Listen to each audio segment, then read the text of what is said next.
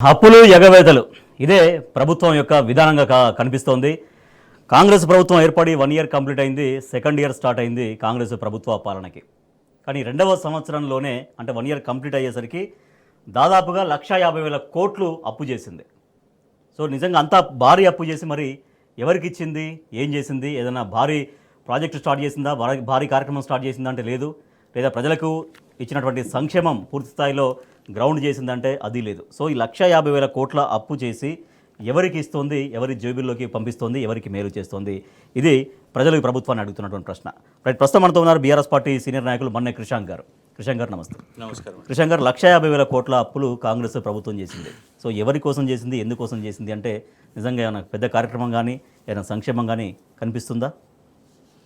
అంటే ఒకటండి, first generally capital infrastructure expenditure కోసం మనం కెపెక్స్ కోసం తీసుకునేది ఒక నిర్మాణం కోసం, ఒక ప్రభుత్వం ఒక అసెట్ బిల్డింగ్ కోసం. గతంలో కేసీఆర్ గారి ప్రభుత్వం మేము తీసుకున్న అప్పులు చాలా స్పష్టంగా కూడా మనం టాప్ 20 రాష్ట్రాల్లో అసలు లేనేలేము. నంబర్ 1 సుమారు 3,36,000 కోట్ల అప్పు మొత్తం 9.5 సంవత్సరాల ప్రభుత్వం చేస్తే, అందులో ఇనీషియల్గా కూడా ఏంటంటే వీళ్ళు ఎంతసేపు ఇందులో అబద్ధాలు ఏం చేస్తారు అని అంటే, వచ్చి రాగానే అసలు మీకు మొత్తం అప్పులు లేకుండా ఇచ్చినాం కదా రాష్ట్రం అని అంటే అబ్సల్యూట్లీ కాదు. ఫస్ట్ 60,000 కోట్లు అప్పు విభజన జరిగినప్పుడు ఉండే నంబర్ 1 తెలంగాణ వంతుకు వచ్చింది, తెలంగాణ రాష్ట్రం వచ్చినప్పుడు. ఇంకొకటి ఏంటిదంటే ఆ తర్వాత రాగానే ఎన్నో పెండింగ్ బకాయిలు, ఇంద్రమ్మ ఇల్లది కానివ్వండి, రకరకాల ఏదైతే బకాయిలు ఉండే విద్యుత్ బకాయిలు, ఇవన్నిటిని కూడా కేసీఆర్ గారి ప్రభుత్వం ఆ అన్ని అరియర్స్ని మనం పే చేసినాం. అవన్నీ కూడా గత ప్రభుత్వం ఉమ్మడి ఆంధ్రప్రదేశ్లో చాలా పెండింగ్ పెట్టుకుంటూ వచ్చిండ్రు. ఆ తర్వాత ఏ ప్రాజెక్టులు నిర్మాణం చేసుకున్నామో ఇప్పుడు మనం ఉదాహరణకు మనం చూసుకుంటే ఫ్లైఓవర్లు కానివ్వండి, ఆర్యూబీలు కానివ్వండి, గ్రామాల్లో రైతు వేదికలు కానివ్వండి, కమిషనరేట్లు కానివ్వండి, కలెక్టరేట్లు కానివ్వండి, veg market, non veg market కానివ్వండి, ఊర్లలో మన ఇటు కాలువలు ప్రాజెక్ట్స్, పెద్ద ప్రాజెక్ట్స్, కాళేశ్వరం లాంటి ప్రాజెక్టు, ఇట్లా ఎన్నో నిర్మాణాలు చేపట్టినాం. ఇది ఒక వైపు. వర్సెస్ కాంగ్రెస్ ప్రభుత్వం ఒకటే ఎమ్మెల్యేల క్యాంప్ ఆఫీసులు ఎన్నో, అంటే అడ్మినిస్ట్రేటివ్ ప్రభుత్వ ఆస్తులు పెంచుతూ. ఎందుకంటే ఇప్పుడు ఎవరైనా కూడా ఇప్పుడు వచ్చిన ఎమ్మెల్యేలు అందులోనే ఉంటున్నారు, వచ్చిన ముఖ్యమంత్రి సచివాలయంలో ఉంటున్నాడు, కొత్త సచివాలయంలో, ఇట్లా రకరకాలు ఎన్నో ఫ్లైఓవర్లు, ఎస్ఎన్డిపి, ఎస్ఆర్డిపి, ఎన్నో కార్యక్రమాలు చేపట్టినాం. ఇట్లా రూపాయి లెక్కతో సహా కూడా ఎక్స్ప్లెయిన్ చేయగలిగినాం ఎట్లా ఇవాళ ప్రభుత్వ ఆస్తి పెరిగింది. ఇది మనమే కాదు, రిజర్వ్ బ్యాంక్ ఆఫ్ ఇండియా వాళ్ళు ఏమని అన్నారంటే, తెలంగాణ ప్రభుత్వం తీసుకున్న అప్పు ఏదైతుందో 33 సంవత్సరాలు కట్టడానికి కోసం తీసుకున్నది, కానీ దానికి ఉన్న పొటెన్షియల్ సగానికి సగం, అంటే 14 సంవత్సరాల్లో, లిటరలీ 30% లెస్, అంటే 14 సంవత్సరాల్లోనే వీళ్ళు కట్టేయగలుగుతారు అని ఒక కేస్ స్టడీగా, ఈ దేశానికే ఒక కేస్ స్టడీగా అల్లాటప్ప వాళ్ళు కాదు, రిజర్వ్ బ్యాంక్ ఆఫ్ ఇండియా చెప్పింది. ఆ కేస్ ఆఫ్ స్టడీ ఫైనాన్సెస్లో తెలంగాణను ఒక ఎగ్జాంపుల్గా చెప్పింది. కానీ ఇవాళ మీరు ఏం చేసారు, 1,50,000 కోట్ల అప్పు తీసుకున్నారు. ఒక్క నిర్మాణం చెప్పండి, ఒక్క స్కూల్ నిర్మాణం చేసిర్రా? లేదు. ఒక మెడికల్ కాలేజ్ నిర్మాణం చేసిర్రా? ఇన్ఫ్యాక్ట్ మనం చెప్తున్న లిస్ట్లో మెడికల్ కాలేజెస్ కూడా ఉన్నాయి. ఒక మెడికల్ కాలేజ్ లేదు, ఒక స్కూల్ లేదు, ఒక కొత్త ఫ్లైఓవర్ లేదు, ఒక కొత్త కార్యాలయం లేదు. ఎక్కడ ఖర్చు పెట్టారు మీరు 1,50,000 కోట్లు? సో గత ప్రభుత్వం భారీగా అప్పులు చేసింది, 7 లక్షల కోట్ల అప్పు చేసింది కాబట్టి ఆ అప్పులకు మేము వడ్డీలు కట్టడానికే మాకు సరిపోతుంది, అందుకే మేము అప్పులు తీసుకొస్తున్నామని ఓ మాట చెప్పే ప్రయత్నం అయితే జరుగుతూ ఉంది. అది కూడా పచ్చబద్ధం. చాలా స్పష్టంగా కేటీఆర్ గారు లెక్కతో సహా చూపెట్టిండ్రు అప్పులది. వాళ్ళు ఏమని చెప్పారు, మిత్తి మేము సుమారు ఇప్పటికే 65,000 కోట్లు కట్టేసినాము అని చెప్పారు. అది ఎంత పచ్చబద్ధం అంటే కేవలం 22,000 కోట్లు లెక్కతో సహా ప్రతి నెల మాకు 6,000 కోట్లు 7,000 కోట్లు పోతున్నాయి అని అంటున్నారు. కానీ కేవలం ఒక నెలలో 1,400, ఒక నెలలో 1,600, ఒక నెలలో 1,700, ఇంతే. ఓవరాల్గా చూసుకుంటే ఈ సంవత్సరంలో వాళ్ళు కట్టింది కూడా 22,000 కోట్లు. అంటే ప్రతి నెల యావరేజ్ 2,000 కోట్ల లోపే ఉంది. అంతే, 2,000 కోట్ల లోపే ఉంది, ఎక్కడ కూడా 6,000 కోట్లు. అంటే లెక్కలు తారుమారు చేస్తుంటే ఇవాళ ఒక అనుమానం అనేది వస్తున్నది, ఈ డబ్బులు ఎటు పోతున్నాయో లెక్క తెలియదు, ఎటు డైవర్ట్ చేస్తున్నారో తెలియదు. ఇవాళ రావాల్సిన రైతు బంధు కానివ్వండి, ఆల్రెడీ రుణమాఫీలోనే ఎన్ని అవకతవకలు. గ్రౌండ్ మీదేమో రైతులకు రాలేదు, మేము ఇంత శాతం చేసేసినాం అంత శాతం చేసేసినాం అని చెప్తున్నారు. ఇవాళ ఎందుకంటే ఇవాళ యాదృచ్ఛికంగా 28 డిసెంబర్ నాడు బట్టి విక్రమార్క గారు ఏమని ప్రకటన చేశారు ఉప ముఖ్యమంత్రిగా, 28 డిసెంబర్ నాడు కాంగ్రెస్ పార్టీ ఆవిర్భావ దినోత్సవం తెలంగాణ రాష్ట్రంలో భూమి లేని కుటుంబాలకు అందరికి కూడా 12,000 రూపాయలు ఇస్తాము అని చెప్పారు. మరి వాళ్ళు 12,000 ఇస్తున్నారా? అంటే హామీలు, వాళ్ళ హామీలకు కూడా ఖర్చు పెడతలేరు. హామీలు మొదలే కాలేదు కదా. 1,50,000 కోట్లు అప్పులు వచ్చినాయి. డిపిఆర్లు కాకముందే వరల్డ్ బ్యాంక్ దగ్గర పోయి, ప్రపంచ బ్యాంక్ దగ్గర పోయి 4,000 కోట్లు కావాలని అన్నారు మూసీకి. ఇంకా డిపిఆర్ కూడా లేదు. ఈ డబ్బులన్నీ ఎక్కడికి పోతున్నాయి అనేది వాళ్ళ నిజంగా ఒక ఆలోచన ఉన్నది.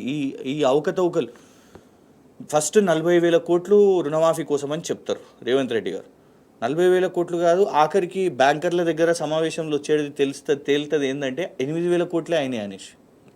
8,000 కోట్లే రిలీజ్ చేసి రైతుల అకౌంట్లకు వచ్చినాయి. మిగతా 32,000 కోట్లు లెక్క తెలియదు. అంటే ఉట్టిగానే ఒక ముఖ్యమంత్రి ఉట్టిగా ఫిగర్లు చెప్పలేరు కదా. మూసి 1,50,000 కోట్లు ఖర్చు చేస్తాం దీనికోసం అని చెప్పారు. కేటీఆర్ గారు ఫిక్స్ చేసి ఇట్లా గొంతు వీసుకున్నట్టు పట్టుకొని, ఏడ ఖర్చు పెడతావు నువ్వు 1,50,000 కోట్లు లెక్కతో సహా చెప్పు అని.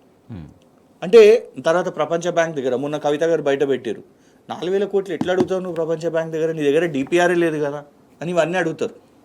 సో ఎక్కడికక్కడ అప్పులు తీసుకుంటున్నారు కానీ ఈ డబ్బులు ఎటు పోతున్నాయి ఎవరికి తెలియదు, ఎటు డైవర్ట్ అవుతున్నాయి తెలియదు. పోనీ నీ స్కీమ్ మొదలైందా? ఏదన్నా స్కీమ్ మొదలైందా? నిర్మాణాలు పక్కన పెడదాం, ఒక్క కొత్త నిర్మాణం లేదు. హైదరాబాద్లో ఒక కొత్త నిర్మాణం లేదు, తెలంగాణ రాష్ట్రంలో ఎక్కడ ఒక కొత్త నిర్మాణం లేదు. కానీ కనీసం నువ్వు ఇచ్చిన గ్యారెంటీలో ఎక్కడైనా ఖర్చు పెట్టినావు దీన్ని? 2,500 రూపాయలు ప్రతి మహిళకు లేదు, రైతు బంధు లేదు, ఉన్నాయి అన్నీ కట్టే, స్కీమ్లు కట్ అవుతున్నాయి.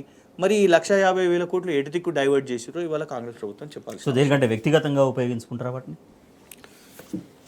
డైవర్షన్స్ అని అంటారా? ఇవాళ వ్యక్తిగతంగా కాదు కానీ డైవర్షన్స్ ఇవాళ నిజంగా కూడా ఒక అనుమానం ఏమున్నది అంటే, ఒక లెక్కలు మనకు తెలియనప్పుడు ఇవాళ దీన్ని మరి ఎటువైపు డైవర్ట్ అవుతున్నాయి, ఎటువైపు ఖర్చు అవుతున్నాయి. ఎందుకంటే మహారాష్ట్ర ఎన్నికల అప్పుడు యాడ్స్ మొత్తం మహారాష్ట్రలో తెలంగాణ ప్రభుత్వం వేసింది. వ్యక్తిగత మీన్స్ అంటే పార్టీ పరంగా అనేది సొంతానికి కాకుండా మీరు అన్నట్టుగా పార్టీ కార్యక్రమాలకి హెలికాప్టర్లు అటువంటి వాటి కోసం అనేది. హెలికాప్టర్లకు ఇతర రాష్ట్రాల్లో కాంగ్రెస్ పార్టీ ఎన్నికలు ఉన్నప్పుడు అక్కడ పత్రికల్లో అడ్వర్టైజ్మెంట్స్కి ఇవి చిన్న లెక్కలు కావి, 100 కోట్లకు సంబంధించింది. మహారాష్ట్రలో ఎన్నికలు ఉంటే మహారాష్ట్ర కాంగ్రెస్ పత్రికా ప్రకటన వేయాలి ఫ్రంట్ పేజ్లు. కానీ ఇక్కడ మనం తెలంగాణ ప్రభుత్వం అక్కడ వేసింది, రేవంత్ రెడ్డి గారి ప్రభుత్వం అక్కడ ఖర్చు. ఇంకొకటి ఈ హెలికాప్టర్ల చక్కర్లు, మనకేమి ఇక్కడ ఖమ్మంకి వరదలు వచ్చినప్పుడు హెలికాప్టర్లు పోలేకపోయినాయి, పంపించలేకపోయారు వీళ్ళు. కానీ కేరళలో రాహుల్ గాంధీ గారి, ప్రియాంక గాంధీ గారి ఎన్నికలు ఉన్నప్పుడు అక్కడ మన హెలికాప్టర్లు కనబడతాయి. మళ్ళీ మొన్న మహారాష్ట్ర హెలికాప్టర్లు కనబడతాయి. ఇవన్నీ కూడా ఒక ఆలోచన వస్తుంది, ఎటు దిక్కు ఈ అన్ని ఖర్చులు డైవర్ట్ అవుతున్నాయి అనేది. ఇవాళ ఒక్క నియోజకవర్గంకి అనేది కూడా ఎక్కడ మీరు చేపట్టలేదు కాబట్టి నిజంగా ఒక ఆలోచన, ఇవన్నీ డబ్బులు ఎడిదిక్కుపోతున్నాయి, దేనికి కూడబెడుతున్నారు, అసలు ఉన్నాయా ఒక లెక్క, ఒక క్లారిటీ లేకుండా, ఒక ప్రణాళిక లేకుండా. 1,20,000 కోట్లు ఎంతో ఉంటే అద్భుతాలు సృష్టించేవాడిని అని మొన్న స్వయంగా ముఖ్యమంత్రి అసెంబ్లీలో ప్రకటన చేశాడు. గత ప్రభుత్వం మొత్తం అప్పులు చేసింది కాబట్టి. సో ఇందాక మనం మాట్లాడుకున్నట్టే అప్పులు తెస్తున్నాం, అప్పుల కోసం అప్పులు తీసుకొస్తున్నాం, అవన్నీ కనుక నా దగ్గర ఉంటే 6 గ్యారెంటీలు ఈ పాటికి అమలు చేసేవాళ్ళము. అంటే దాదాపుగా గ్యారెంటీల విషయంలో ప్రజల్ని కన్విన్స్ చేసేయడం అయిపోయిందా? ఇంకా ప్రజలు గమనిస్తే అప్పుడు స్టార్టింగ్లో ఇంకో మాట కూడా అన్నారు, మేము ఒకవేళ ఈ ప్రభుత్వం కాంగ్రెస్ ప్రభుత్వం రేవంత్ రెడ్డి గారి ప్రభుత్వం అక్కడిక్కడ తినకుండా మేము ఆపుకుంటే సంవత్సర కాలం కడుపు 40,000 కోట్లు ఈజీగా వచ్చేస్తాయి అని చెప్పి రైతు రుణమాఫీ చేసేస్తామని చెప్పారు. మరి అట్లాంటప్పుడు ఇక్కడ తిన్నరా ఏంటిది? ఇవాళ మీరు ఏ స్కీమ్ కూడా మొదలు పెట్టలేదంటే మీరన్న లెక్క ప్రకారమే మీ కడుపు ఆకలిని మీరు ఆపుకోలేదా ఏంది? మరి ఎక్కడ పోతున్నాయి ఈ డబ్బులు అనేటి? ఈ లెక్కలతో సహా ఇవి చెప్పాలి. ఈ అప్పులు దేనికి ఖర్చు పెట్టారు?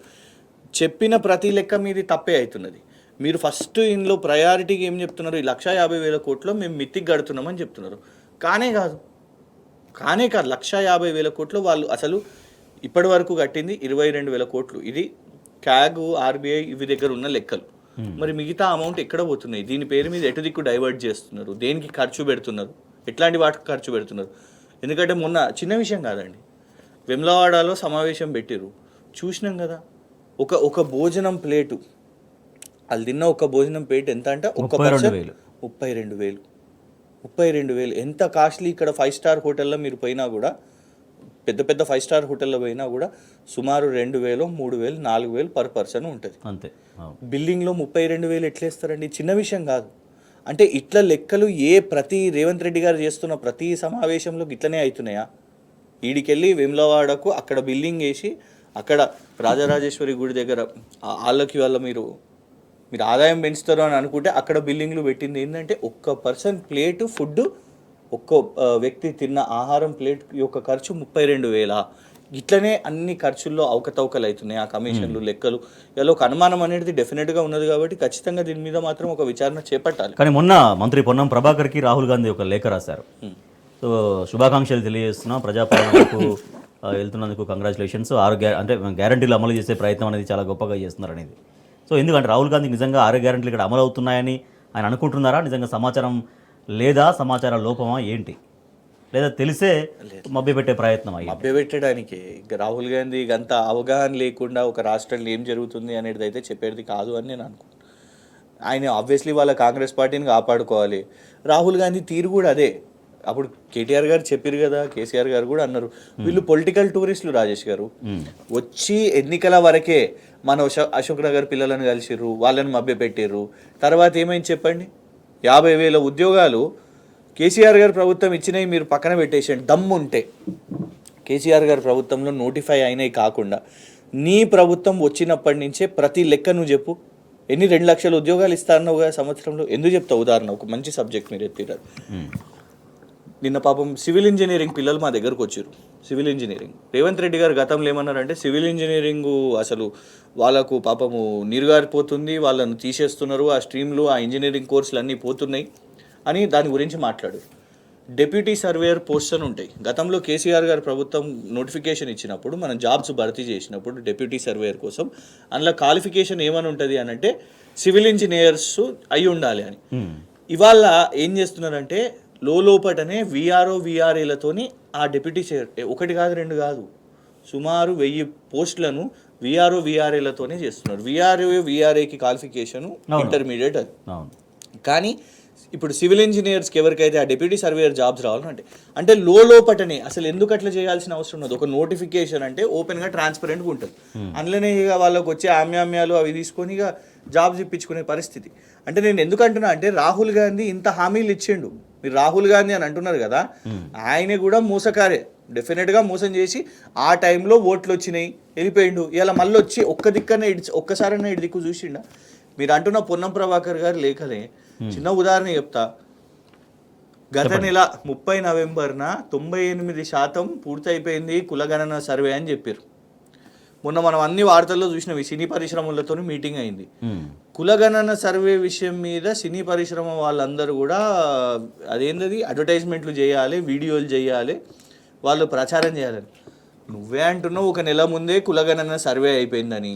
నువ్వే ఇప్పుడు మళ్ళీ వీళ్ళు సర్వే కోసం వీళ్ళు ప్రచారం చేయాలి 2% దానికోసం. అంటే నేను ఎందుకంటున్నా అంటే కులగణన సర్వే అనేది కూడా బోగస్. రాజేష్ గారు నిజంగా కూడా ఉపయోగపడదా? అది ప్రభుత్వం చేసే ఉపయోగపడడం వేరే, అసలు ఫస్ట్ అది జరుగుతుందా ఎంత అదే ఉపయోగపడదంటే ఇప్పుడు అది ప్రాపర్గా జరిగితే వచ్చే రిజల్ట్ వేరు, ప్రాపర్గా జరగకపోవడం వల్ల వచ్చే రిజల్ట్ వేరు. అట్లా ఆ రకంగా ఉపయోగపడడం అనేది కనిపించట్లేదు. అది పొలిటికల్ పర్పస్ కోసం ఏదో చేయడానికి కోసమే చేసిరు. కానీ కాంగ్రెస్ వాళ్ళు ఎవరున్నారు అందులో ఫస్ట్ మీరు అడిగిన క్వశ్చన్స్ గన్ని క్వశ్చన్స్ మీరు అడిగారు. అందులో రాజకీయ నేపథ్యం అడిగారు. ఎందుకు కాంగ్రెస్ వాళ్ళకే మేము మా పథకాలు ఇవ్వాలి, మిగతా వాళ్ళకి అందరికి కోసి పడేసేయాలి అని అదొక అజెండా. మీరు దానికోసం పొలిటికల్ మీటింగ్లు పెట్టుకున్నారు. అసలు ఒక సర్వే చేసినప్పుడు ఎవరు అవసరము? బిఎల్ఓస్ జనరలీ మన ఒక ఓటు నమోదు చేసుకోవడానికైనా లేకుంటే ఇంటికి ఏదైనా పథకమైనా దానికోసం ఒక వ్యవస్థ అనేది ఉన్నది. అది కాకుండా మీరు దానికోసం కాంగ్రెస్ పార్టీ సమావేశాలు పెట్టి రాహుల్ గాంధీ గారిని పిలిచి మీరు ఇదంతా చేయాలనుకున్నారు అంటే దాని అర్థమైంది ఇది రాజకీయ మోటివ్తో మీరు చేసారు. నంబర్ 1. ఇంకోటి, గతంలో మనం కూడా సమగ్ర కుటుంబ సర్వే చేసినప్పుడు ఆనాడు కోర్టు ఏమని చెప్పింది అని అంటే స్టేట్ గవర్నమెంట్స్ ఎన్ని సర్వేలు చేసినా కూడా కేంద్ర ప్రభుత్వం ఏదైతే జనాభా లెక్కలు చేస్తుందో మినిస్ట్రీ ఆఫ్ స్టాటిస్టిక్స్ అని దానికి ఒక సపరేట్ డిపార్ట్మెంట్ ఉంటుంది. అల్టిమేట్గా వాళ్ళు చేయాల్సిన అవసరం ఉన్నది. నువ్వు రాష్ట్ర ప్రభుత్వం ఏం చేసినా కూడా ఇంత లెక్కలు ఉన్నాయి కదా అంటే మనకు లెక్కల కోసమే లాభం అవుతుంది కానీ దాంతో నువ్వు చేసింది ఏం లేదు. ఇంకొకటి, దేశంలో మొట్టమొదటిసారి రాజేష్ గారు ఒకటే సంవత్సరంలో ప్రజలు 2 సార్లు ఫామ్లు నింపుతారా? వాళ్ళ డీటెయిల్స్ చెప్తారా? జనవరి ఫిబ్రవరిలో నువ్వు ప్రజాపాలన అని 1,05,00,000 ఫామ్స్ సేకరించినావు, ప్రజాపాలన ఫామ్స్ అని. అవును. ఏమైనాయి వాటి గురించి? అసలు వాటి అప్డేట్స్ అనేది ఇంతవరకు రాలేదు. సో ఆ ఫామ్స్ అని ఏం చేశారు, ఆ సమాచారంతో నెక్స్ట్ ఏం స్టెప్ తీసుకున్నారు దాంట్లో 5-6 పథకాలు వస్తాయని చెప్పారు. అసలు ఎవరిది అప్రూవ్ అయింది, ఎవరిది రిజెక్ట్ అయింది, 1,05,00,000లో ఎవరి లబ్ధిదారులు, ఎవరికి ఏం పథకం రావాలి, ఎవరికి నువ్వు అన్న ఉద్యమకారులు ఎవరన్నా, ఎవరికి 200 గజాల భూమి ఇస్తావు నువ్వు, ఎవరికి ఇంద్రమ్మ ఇల్లు ఇస్తావు నువ్వు, ఎవరికి 5,00,000 రూపాయలు ఇల్లు కోసం ఇస్తావు నువ్వు, ఎవరు 2,500 రూపాయలు మహిళలకు ఎవరికి రావాలి, ఎవరికి సమాచారం లేదు. అయిపోయింది అది. దాని తర్వాత ఇంకొక డ్రామా ఇదే సంవత్సరంలో నువ్వు 2024లోనే ఇప్పుడు ఇది తీసుకొని వచ్చినావు. ఎక్కడ నమ్ముతారు చెప్పండి? దానికోసం పొన్నం ప్రభాకర్ గారికి రాహుల్ గాంధీ గారు అబ్బా శబాష్ నువ్వు మస్తు చేసినావు, కులగణన సర్వే అయింది ఇది అదనంటే ఉట్టిగా పంపు గ్యాస్ కొడుతున్నారు కానీ ప్రజలను మోసం చేస్తున్నారు. అల్టిమేట్గా ఇచ్చిన హామీలు లబ్ధిదారులుగా ప్రజలకు వస్తున్నాయా అంటే వస్తలేవు. అప్పుల సంఖ్య పెరుగుతుంది, లెక్కలాడ పెరుగుతుంది, కానీ బీఆర్ఎస్ మాత్రం వస్తలేదు. బీఆర్ఎస్ ప్రభుత్వం ఉన్నప్పుడు ఇదే నాయకులు ప్రతిపక్షంలో ఉండి అప్పుల గురించి చాలా ఇష్టారీతిన మాట్లాడారు. కానీ ఇవాళ మళ్ళీ ఈ ఒక సంవత్సరంలోనే 1,50,000 కోట్ల అప్పు జరిగిందంటే మరి ఇప్పుడు దాన్ని వాళ్ళు చేసే అప్పులని ఎట్లా అప్పుడు విమర్శించిన వాళ్ళు ఇప్పుడు ఎట్లా సమర్థించుకుంటున్నారు అనేది. వాళ్ళు చాలా హుషారుగా ఏం చేసారు అంటే ఫస్ట్ నుంచే అప్పులు 7,00,000 కోట్లని ఒక నెగిటివ్ ఫిగర్, ఒక తప్పుడు ఫిగర్, తప్పుడు లెక్కలు. పాపం మన ప్రజలు ఏందండి, వాడెవడో యూట్యూబ్లో ఒకడు పెట్టేసుకుంటే వాడు చెప్పిందే నిజం అనుకుంటారు. వాడు అట్లనే అబద్ధాలు చెప్పి ఎమ్మెల్సీ అయ్యింది కదా చింతపండు నవీన్ అనేటోడు. వాని న్యూస్ కరెక్టా, రిజర్వ్ బ్యాంక్ ఆఫ్ ఇండియా చెప్పే లెక్కలు కరెక్టా? తెలంగాణ ప్రజలు ఆలోచించాలి. రేవంత్ రెడ్డి చెప్పే లెక్క కరెక్టా, క్యాగ్ చెప్పే లెక్క కరెక్టా? రేవంత్ రెడ్డి ఏంటంటే తప్పుడు లెక్క చెప్తే తెలంగాణ ప్రజలు నమ్మి ఓట్లు ఎత్తారు. ఎవరు మా ప్రజలు ఎవరున్నారు చెప్పండి? ఓహో రిజర్వ్ బ్యాంక్ ఆఫ్ ఇండియా లెక్క ఇదంట, కేసీఆర్ తీసుకున్నది 3,00,000 కోట్లే అదే అని పట్టించుకునేటట్టు లేరు చాలామంది. నేను చదువుకున్న వాళ్ళని గమనిస్తుంటా కదా, ఇగో రిజర్వ్ బ్యాంక్ ఆఫ్ ఇండియా చెప్పింది బాస్ అని నేను ఇది చూపెట్టినాను, లే మా చింతపండు నవీన్ కుమార్ చెప్పిండు అదే కరెక్ట్. అది చేయబట్టి ఎన్నికలు అయిపోయింది. మేము అనేది ఏంటంటే ఇప్పుడు చర్చకు రండి. అసెంబ్లీలో చాలా స్పష్టంగా కూడా చెప్పారు ఇది 3,00,000 కోట్లు లెక్కతో సహా రూపాయి ఎంత ఖర్చు అయింది అనేది కూడా శ్వేతపత్రాలతోని బీఆర్ఎస్ చెప్పింది. ఇవాళ నువ్వు ఈ 1,50,000 కోట్లతో లెక్క చెప్పగలుగుతున్నావు? పచ్చబద్ధం. ఫస్ట్ చెప్పేది ఏంటంటే మితికి కడుతున్నా అంటున్నావు, అదే డిస్ప్రూవ్ అయిపోయింది. కొటేషన్ మటాష్. 1,50,000 కోట్లలో 65,000 కోట్లు మితికి పోయినాయని అడితే పచ్చబద్ధం. ఓన్లీ 22,000 కోట్లు అందులోకి పోతున్నాయి. మిగతా ఎటు పోతున్నాయి చెప్పు మరి? ఏడ ఖర్చు పెట్టినావు లెక్కతో సహా వచ్చి? దీనికి నేను రైతు బంధు చేసినావా? చేయలే. ఏదైనా నిర్మాణం చేపట్టినావా? లేదు. కేసీఆర్ గారు ప్రభుత్వం చేపట్టిన వాటికి నువ్వు ఏమైనా బిల్స్ పే చేసినావా? నథింగ్. మేము చేసిన నిర్మాణాలు ఏదైనా కంప్లీట్ అయినాయా అంటే కూడా ఈరోజే ఇక్కడ నువ్వు వార్త చూస్తున్నాం, ఆరాంఘర్ ఫ్లైఓవర్ ఎప్పుడో పూర్తయిపోయింది. అది ఓపెనింగ్ చేయడానికి కూడా నీకు అవుతలేదు, శాతం అవుతలేదు. మేము కంప్లీట్ చేసిన ఫ్లైఓవర్లు కూడా. సో ఇవాళ వరకు మీరు మొదలుపెట్టిన పని ఏమీ లేదు, శూన్యం. మరి ఈ డబ్బు అంతా ఎటుపోతుంది అనేది నిజంగా కూడా ప్రశ్నార్థకం. అసలు చాలా సీరియస్గా. బట్ ముఖ్యమంత్రి వచ్చిన కొత్తలోనే అన్నారు అది మేము లంకె బిందెలు ఉంటాయి అనుకున్నాము కానీ అన్ని ఖాళీ కుండలు ఉన్నాయని. నిజంగా అంటే రూపాయి రాక రూపాయి పోక అన్నట్టుగానే ఉంటుంది ప్రభుత్వం నడిచేటువంటి వ్యవహారం. కానీ ఇవాళ గత ప్రభుత్వాన్ని బదనాం చేసే ప్రయత్నం ఇంకా ఎంతకాలం చేస్తారు, ప్రజలు ఇంకెంతకాలం నమ్ముతారు అనేది. అంటే ఫస్ట్ ఇయర్ వచ్చినప్పుడే మీరు ఆలోచించండి, వచ్చిన కొన్ని రోజుల్లోనే వారం రోజుల్లోపే అప్పుల మీద ప్రెజెంటేషన్ ఎందుకు పెట్టినరు? స్క్రిప్ట్ ఏంటంటే ఫస్ట్ మొత్తం కూడా గత ప్రభుత్వాన్ని బద్నాం చేస్తే ఈ 5 సంవత్సరాలు మేము ఎట్లా గడిపేయగలుగుతాం అని అంటే వాళ్ళు ఇట్లా చేసిరు కాబట్టే, ఇన్ని అప్పులు ఉన్నాయి కాబట్టే మేము నడిపేయలేకపోతున్నామని చెప్పనీకే ఇదంతా చేసిరు ఈ తంతు. ప్రజలు నమ్మలే, ప్రజలు ఇలా నమ్ముతలేరు. ఇంకెన్ని రోజులు చెప్తారు సాకులు? మీకు అధికారం ఇచ్చిన తర్వాత మీరు చేయాలి కదా అనేది ఒకటి ఉంది. అది చేయకుండా సాకులు చెప్పడానికి ఇదంతా చేసిరు. సో అది ఎస్టాబ్లిష్ కావడానికి ఇవాళ వాళ్ళు రేపు గ్యారంటీలు అని మనం అడిగితే లేదు అప్పులు ఉన్నాయి కదా అని చెప్పనీకే ఇదంతా. మీకు అది ముందు తెలియదా? ప్రభుత్వం నడుస్తున్నప్పుడు. ఇంకోటి, భారతదేశం అప్పు గురించి కూడా మనకు లెక్కలు వచ్చినాయి కదా నిన్న. ఏ స్థాయిలో అప్పులు ఉన్నాయో? అమెరికాకి అప్పులు లేవా? భారతదేశానికి అప్పులు లేవా? ఇతర రాష్ట్రానికి అప్పులు లేవా? మనకు లేని అప్పులను మీరు లెక్కలు తప్పు చెప్పి, మీరు అన్ని అబద్ధాలు చెప్పి ప్రచారం చేసి ఓట్లు వచ్చిన తర్వాత ఇవాళ అప్పులు చేసుకుంటూ, అధికారంలోకి వచ్చి అప్పులు చేసుకుంటూ కూడా ఇవాళ మాత్రం మీరు సాకులు వెతుకుతున్నారు. సాకుల ప్రభుత్వం మాత్రమే ఇది, అంతే. రైట్. అంటే అప్పులు ఎగవేతలు సాకులు సోకులు. రైట్. అప్పులు ఎగవేతలు ఇదే కాంగ్రెస్ ప్రభుత్వ విధానంగా కనిపిస్తోంది. సంవత్సరం కంప్లీట్ అయింది, రెండవ సంవత్సరంలోకి కాంగ్రెస్ ప్రభుత్వం ఎంటర్ అయిన ఈ సమయంలోనే దాదాపుగా 1,50,000 కోట్ల అప్పుని చేసింది రాష్ట్ర ప్రభుత్వం. సో గత బీఆర్ఎస్ ప్రభుత్వాన్ని బదనాం చేస్తూ అప్పులు చేసిందంటూ బదనాం చేస్తూ ఇవాళ ఒక అప్పులు చేసి ప్రజలపైన మరింత భారం పెట్టే ప్రయత్నం చేస్తోంది కాంగ్రెస్ ప్రభుత్వం అంటూ తీవ్రంగా ఆగ్రహావేశాలు వ్యక్తమవుతున్నాయి. అయితే ఇంత భారీ స్థాయిలో అప్పు తీసుకొచ్చి ఏం చేశారు? ఒక అభివృద్ధి కార్యక్రమం లేదు, ఒక సంక్షేమ కార్యక్రమం లేదు. మరి ఇవన్నీ కూడా తెలంగాణ ప్రజల కోసం తీసుకొచ్చినటువంటి అప్పులని ఎవరి కోసం చేస్తున్నారు, ఎటు డైవర్ట్ చేస్తున్నారు అని బీఆర్ఎస్ పార్టీ ప్రశ్నిస్తుంది. సో దానిపైన కూడా రకరకాల అబద్ధపు ప్రచారాలు సాగుతున్నాయి. అధికారులపైన నెపం పెట్టేసి కేటీఆర్ పక్కకు తప్పించుకునే ప్రయత్నం సాగుతుంది. ఇట్లా రకరకాల అబద్ధపు ప్రచారం. సో ఎగ్జాక్ట్గా అఫిడవిట్లో ఏముంది కేటీఆర్ గారు వేసినటువంటి దాంట్లో ఆయన పాయింట్ ఆఫ్ వ్యూలో? వెల్, నంబర్ 1 ప్రజలందరూ కూడా ఆలోచించాల్సింది ఏంటంటే, ఇక్కడ కాంగ్రెస్ ప్రభుత్వం చేస్తున్నది ఏంటంటే, జనరలీ ఒక కేసు నడిచినప్పుడు ఫస్ట్ ఏమవుతుంది, వాదనలు వస్తాయి, ఇవన్నీ కూడా నడుస్తాయి. ఒక నెలలో 2 నెలల్లోనూ ఒక సంవత్సరంలోనూ జరిగే కేసు కాదు ఇది. కొన్ని సంవత్సరాలు ట్రయల్ జరుగుతుంది, జడ్జిమెంట్ ఎప్పుడూ అవుతుంది. కానీ ఫస్ట్ డేనే కేసుని గెలిచేయాలి అని కాంగ్రెస్ ప్రభుత్వం ప్రయత్నం చేస్తుంది.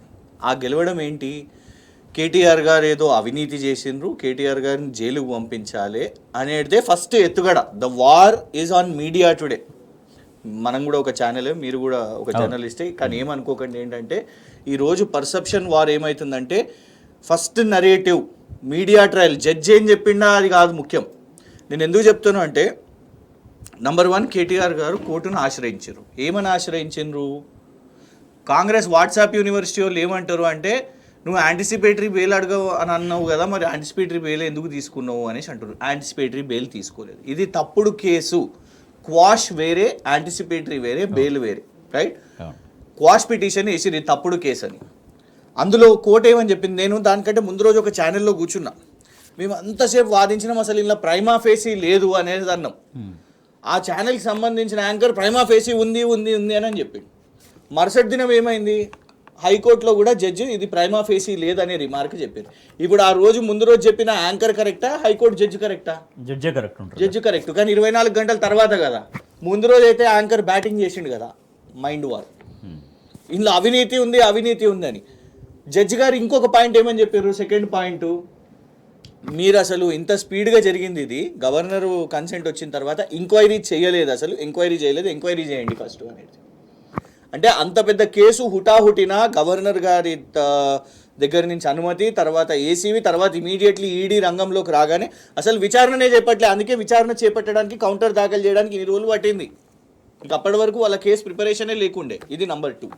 నంబర్ 3, ప్రెస్ మీట్లో కేటీఆర్ గారు ముందే స్పష్టంగా వివరణ ఏమిచ్చారు అని అంటే, మీరు అరవింద్ కుమార్ గారి మీద వేస్తున్నారు కాదు, నేనే దీనికి అనేది చెప్పిండ్రు. ఈరోజు కూడా దానికే నిలబడి ఉన్నారు. అయితే కోర్టులో క్వశ్చన్ ఏమని అడుగుతారు తెలుసా, first guilty are not guilty అని అడుగుతారు. వీఆర్ నాట్ ప్లీడింగ్ గిల్టీ, ఎందుకంటే ఇందులో మేము తప్పు చేసినామని కాదు, అసలు ఇది తప్పు కాదు అనేది నంబర్ 1. నంబర్ 2 ఏంటిదంటే, విధానపరంగా నిర్ణయం కేటీఆర్ గారిది, దాన్ని ఎగ్జిక్యూట్ చేసేది ఎవరు? అధికారులు కదా. ఇప్పుడు నేను ఈ చర్చలో పాల్గొన్నాను, నేను ఇక్కడ పార్టిసిపెంట్ని, నిర్వహణ చేస్తున్నది మీరు కదా. మీ చుట్టూ రకరకాల పీసీఆర్ ఇదంతా కూడా ఉంటుంది, ఎగ్జిక్యూట్ చేసేది మనం ఇద్దరు అవుట్పుట్ పోయేది. పీసీఆర్ వెనుక కనిపించని వాళ్ళందరూ కూడా వాళ్ళు చేసే ఎడిటింగ్, ఇదంతా అవుట్పుట్ అనేది ఉంటుంది. అక్కడ రిజర్వ్ బ్యాంక్ ఆఫ్ ఇండియాకి ఇండియన్ నేషనల్ బ్యాంక్ త్రూ వెళ్తున్న ఏదైతే ఫండ్ ఉన్నాయో, ఆర్బీఐ గైడ్ లైన్స్, ఇదంతా ఎవరు చూసుకుంటారు? బ్యాంకింగ్ వ్యవస్థ చూసుకుంటుంది. కేటీఆర్ గారు చూసుకోరు, ఈవెన్ అరవింద్ కుమార్ గారు కూడా చూసుకోరు. ఇంత అమౌంట్ ఇది అది అనేది కూడా చూసుకోరు. అది ఒక హైరార్కీ సిస్టమ్ అనేది ఉంటుంది. కానీ వాళ్ళు ఏమైపోయింది అని అంటే, మీరు వేసిన ఆరోపణ అవినీతి అని అన్నప్పుడు అవినీతి ఇందులో లేదు, నిర్ణయం నాది, ఫార్ములా ఈ చేపట్టాలి, ఇది మనం తీసుకొని రావాలి, దీనికోసం మీరు ఇది కట్టండి, అదేదైతే అమౌంట్ లైసెన్స్ ఫీ ఏదైతే ఉన్నాయో దాన్ని కట్టండి, ఆ నిర్ణయం కేటీఆర్ గారిదే, అది చెప్పారు కరెక్టే. అయితే ఇందులో తర్వాత ఈ కౌంటర్ అఫిడవిట్లో చెప్పింది ఏంటిది అని అంటే, మీరు వేసిన ఆరోపణలు ఏదైతే ఉన్నాయో, ఫస్ట్ ఆరోపణ ఏంటిది, అవినీతి అని ఆరోపణ. అక్కడ అవినీతి ఏమున్నది, ఏం లేదు, నిర్ణయం నాదే అని చెప్పారు, 100% కరెక్ట్. అది క్వశ్చన్ నంబర్ 1కి ఆన్సర్. కానీ క్వశ్చన్ 3కి కూడా అదే ఆన్సర్ ఉండదు కదా, ఆన్సర్ మారుతుంది కదా. క్వశ్చన్ 3 ఇప్పుడు మీరు ఏం చెప్తున్నారు, దీంట్లో రకరకాల అధికార దుర్వినియోగము ఆ కింద లెవెల్లో guide lines, banking guide lines issues ఉన్నాయని మీరు వేసిన దాంట్లో ఉన్నది. ఆర్బీఐ అనో లేకుంటే ఫైనాన్స్ డిపార్ట్మెంట్ పర్మిషన్స్ అనో, పర్మిషన్స్ ఇవన్నీ ఎవరు తీసుకోవాలి? ఈ క్వశ్చన్కి కూడా సమాధానం అంటే ఒక ముఖ్యమంత్రి మంత్రి కింద పర్మిషన్స్, ఫైనాన్స్ డిపార్ట్మెంట్ ఫైల్స్ అవన్నీ కాదు కదా, అధికారులు జనరల్గా అధికారుల యంత్రాంగం జనరల్ కదా ఆన్సర్. సో క్వశ్చన్ 1, 2, 3, 4, 5 అన్న ఒకటే ఆన్సర్ ఉండాలని కాదు కదా, డిఫరెంట్ వీళ్ళేం ఉంటాయి. కానీ వీళ్ళు ఏం చేస్తున్నారు అంటే కేటీఆర్ గారు వెనకడుగేసేసిర్రు, కేటీఆర్ గారు భయపడిపోయినరు, కేటీఆర్ గారు ఇప్పుడు అధికారుల మీద బ్లేమ్ చేస్తున్నారు, తప్పించుకోవడానికి చేస్తున్న ప్రయత్నం అని ఆల్రెడీ వాళ్ళ మీడియా లీకులు మొదలైనాయి. గతంలో కదా ఫ్యామిలీ ఫంక్షన్ అయితే అది ఫ్యామిలీ ఫంక్షన్ కాదు రేవ్ పార్టీ అని ఏదైతే మీడియా టార్గెట్ చేసిందో ఇవాళ కూడా సేమ్ అదే చేస్తున్నారు. మేము తెలంగాణ ప్రజలకు ఒకటే చెప్తున్నాం, కోర్టు ఏం విచారణ చేపడుతుందో మీరు చూడండి. మీడియా చేసే విచారణతోని కేటీఆర్ గారికి రాజకీయంగా బద్నాం చేయాలనే ప్రయత్నం చేస్తున్నారు. కానీ న్యాయబద్ధంగా న్యాయపరంగా కోర్టు ఏం చెప్తుందో చూడండి. అది కాకుండా కోర్టులో ఉన్న మ్యాటర్ని అసెంబ్లీలో మాట్లాడతారు. ఇవాళ అదే ఒక తంత అయిపోయింది, కోర్టులో ఉన్న మ్యాటర్ని అసెంబ్లీలో మాట్లాడతారు. ఒకటి చెప్తాము, ఎంత తెలంగాణ ప్రజలు ఒకటి గమనించాలి. జస్ట్ టు కంక్లూడ్, ఇవాళ అవినీతి జరిగింది అని మీరు అంటున్నారు కదా, రెసిపియంట్ ఉన్నారు కదా, ఈ డబ్బు ఎవరికైతే వచ్చిందో ఆర్గనైజర్స్ ఉన్నారు కదా, ఫార్ములా ఇవాళ వరకు కూడా ఎఫ్ఐఆర్లో వాళ్ళ పేరుని ఎందుకు పెట్టలేదు? ఎందుకు అంటే రాష్ట్ర ముఖ్యమంత్రి గారు ఏం చెప్తారు, అసెంబ్లీలో నిలబడి ఏమని చెప్తారంటే ఆ కంపెనీ వాళ్ళు కేటీఆర్ గారు బయట పెట్టిన తర్వాత అప్పుడు సోయి వచ్చింది రేవంత్ రెడ్డి గారు చెప్పని, కేటీఆర్ గారు బయట పెట్టారు, ఆ కో-ఫౌండర్ వచ్చి నిన్ను కలిసిండు కదా అని. అయితే అది బయట పెట్టి దాని తర్వాత ఏమంటాడు తెలుసా, ఆ కో-ఫౌండరు కేటీఆర్ గారితో వాళ్ళకు ఆర్థిక లావాదేవీలు ఉన్నాయి, నన్ను ఊహు అని అనమన్నారు కానీ నేను అనలేదు అని అన్నారు. ఆ పైసలు 600 కోట్లు పోయేది అనేది మాట్లాడుతుంది. ఇది చాలా చిన్న విషయం కాదు తెలంగాణ ప్రజలారా. రేవంత్ రెడ్డి గారు ఇదే విషయాన్ని వచ్చి జడ్జి ముంగట చెప్పాలి. నువ్వు ఇంత పెద్ద ఆరోపణ ఇద్దరి మధ్యలో ఆర్థిక లావాదేవీలు ఉన్నాయని నువ్వు అసెంబ్లీలో చెప్పుడు కాదు, నువ్వు బోన్లో నిలబడి నువ్వు హైకోర్టు జడ్జి గారికి నువ్వు కూడా ఇది చెప్పాల్సిన అవసరం ఉన్నది. ఇది చెప్పకపోతే నువ్వు చెప్తున్నది అబద్ధం, బూటకం, కక్షపూరితంగా రాజకీయ కేసు మాత్రమే చేస్తున్నావు స్పష్టంగా తెలంగాణ ప్రజలకు అర్థమైపోతుంది. ఇది అల్టిమేట్ గా మీడియాలో ఒక వార్ చేయడానికి మాత్రమే తన దగ్గర ఉన్న మీడియా ఇన్స్ట్రుమెంట్స్ ని చేసుకొని కేటీఆర్ గారు అవినీతి పరుడు, ఆయనని సైలెంట్ చేయాలి, ఆయన వేరే అంశాల గురించి మాట్లాడకుండా ఇదే న్యాయ చక్రవ్యూహంలో ఇరికిపోవాలనే ఒక కుట్రపూరితంగానే ఈ కేసు నడుస్తుంది. కానీ అదర్వైజ్ ఇందులో అవినీతి కేసు పీసు ఏం లేనేలేదు. Right, thank you so much మన కృష్ణ గారు. సో ఇది నిజంగా ముమ్మాటికి రాజకీయ కక్ష సాధింపు చర్యల్లో రాజకీయ కేసు మాత్రమే, దీంట్లో ఎటువంటి కేసు కానీ అసలు అవినీతి కానీ దీంట్లో ఏమీ లేదనేది బీఆర్ఎస్ పార్టీ స్పష్టం చేస్తోంది.